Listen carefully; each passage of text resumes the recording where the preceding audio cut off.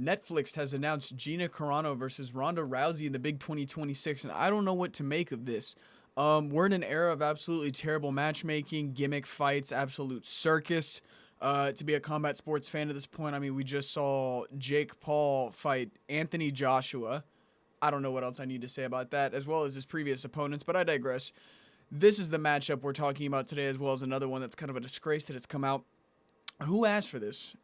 None of us asked for this. Ronda Rousey has not been relevant in MMA since, I believe, 2018 when she left after getting her ass kicked. And Gina Carano never was even in the UFC. She was just a decent-looking chick during the time of MMA and did a couple photo shoots.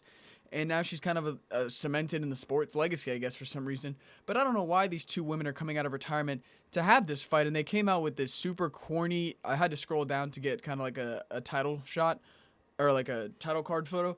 But they came out with this terrible promo. And I'm not letting the autoplay because it really isn't any, but that's all y'all got? Like, it's just corny. Rhonda looks like a soccer mom at this point. I mean, Carano's in shape. It is what it is for like a fight, but neither of these women have the skill set that they had at their prime. And like this person's AI video shows, it's going to be a grandma fight.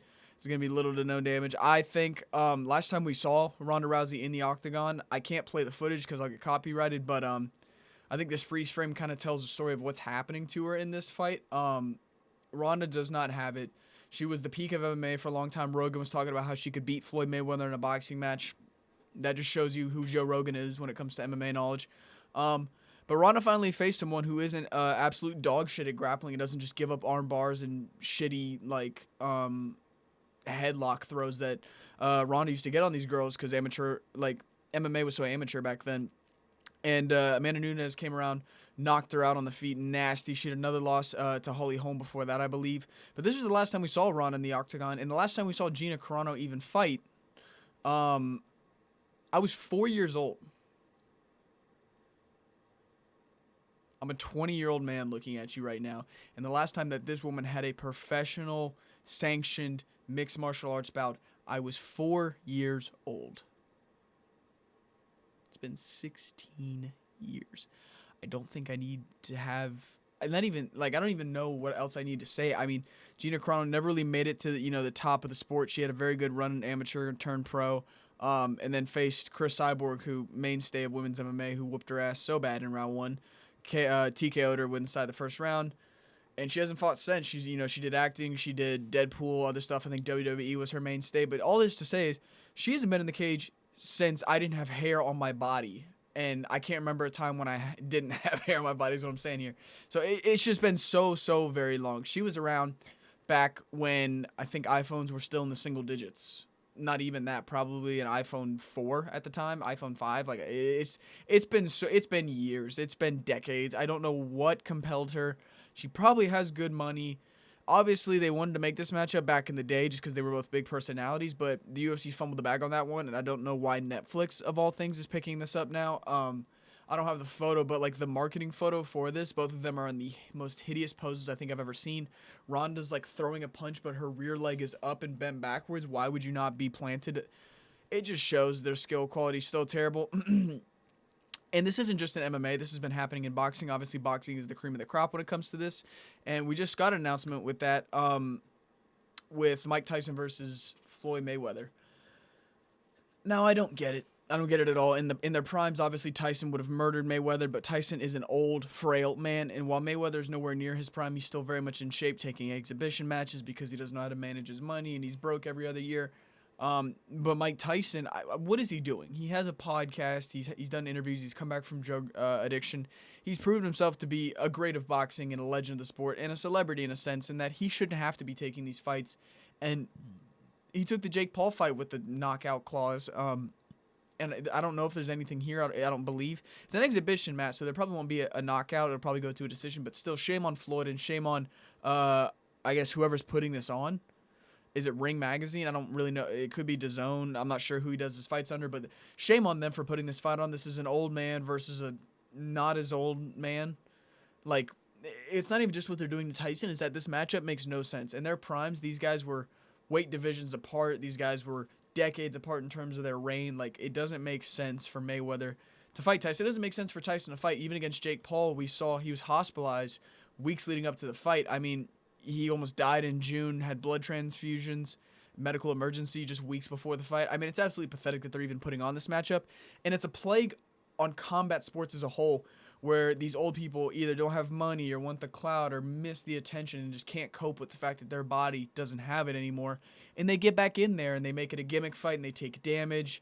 They make a bunch of money and it's the most boring thing ever. It's 12 rounds of just tippy tapping, maybe one moment.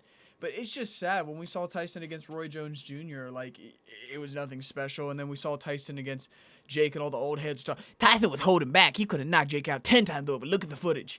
No, Tyson's an old man. Jake was the one holding back, not sleeping him with his power. He's like a 30-year-old athletic guy. Like, he could have put Tyson out. Tyson is old. He's having blood transfusions to medical emergencies 3 weeks before fights. Like, that isn't somebody who should be in the ring with anybody, let alone Floyd Mayweather. So I'm absolutely disgusted at boxing for allowing this to happen. I don't know why the fans aren't in uproar and boycotting this fight, because this isn't a fun match between two legends. This is Floyd trying to cherry pick more names on his resume, getting guys at bad spots in their career, and he would have never fought Tyson if they were both in their prime. They were so far apart in weight class. Tyson would rip a hole through Mayweather's head, but now Tyson's an old, frail man showing his ass on television before fights. So Floyd's like, that's an easy payday, and shame on you, Floyd, for doing this. And shame on Rhonda and Gina for this stupid, like, money trap of a fight. This is going to be a grandma versus grandma, and Netflix is disgusting for letting this happen. Netflix is the only place that puts on freak shows as bad as this one. There's a reason they're not a fight promotion. Dana doesn't even understand this probably. He probably thinks it's a terrible matchup, and he thinks some of the dumbest matchups ever are the greatest matchups. And yeah, again, like, just two matchups that have no reason to be made, no implications, no legacy on the line, absolutely nothing. Just a nothing burger of some matchups here, and it just disgusts me as not only an MMA fan, but as a combat sports fan. Like, I don't really care for boxing, but I'm going to care about the quality and the honesty of boxing, because we know how fraudulent it's been over recent decades, and this just continues to throw it further down the chute. I mean, how is an old man like Tyson even allowed, even sanctioned to get back in the ring? How can he pass a physical? The guy was having blood transfusions from a medical emergency weeks out before a fight. His body is not in shape to have a fight anymore. He's taken so many years off of his life from, damage and punches. I rest my case. I really don't know what else I have to say here. It's just pathetic. I take more pity on this one than I do on the Rouza. With Mayweather and Tyson, it's like pity on Floyd, Netflix, and everybody who's allowing this, and shame on Tyson for being too stubborn of an old man to not call it a career and sign these stupid contracts where he's not going to get knocked out, not going to take too much damage, but his pride and his legacy is getting watered down. And I'm just laughing at this. This is just laughable. I mean, this is like them talking about Chuck versus Tito 4. I think they did 4. It might have been 3. Just like running back old matchups that have nothing to do, like Cormier versus Jones at RAF. Like, it's two grandpas. We don't need to see this. They're doing some other matchups. I know they're talking about Jens Pulver, and some other legends of the game. Not Ron. Who was it? Mark Coleman at one point was talking about getting a fight, and he just had a crazy house fire where he collapsed. Like, it's the state of combat sports and the matchmaking is just pathetic. I've made videos on this before, but these two matchups specifically, it's like, this is laughable. What are you doing? And then it's like, this is genuinely sad. What are you doing? But I'm going to go ahead and shut up here. I just want to make a short video on this. This is really kind of upsetting as a combat sports fan to see this matchmaking just being allowed. Probably have my prediction video for the card this week and out tomorrow. Again, thank you all for watching. Sorry I've been away for a few days. There hasn't been much going on in the MMA scene, but this kind of, grinded my gear, so I felt like I need to make a video on it. Like, comment, share, subscribe. Appreciate the support up to this moment. We're so close to 100 subscribers. I can't thank you all enough for the support. It's been amazing. Yeah, see you.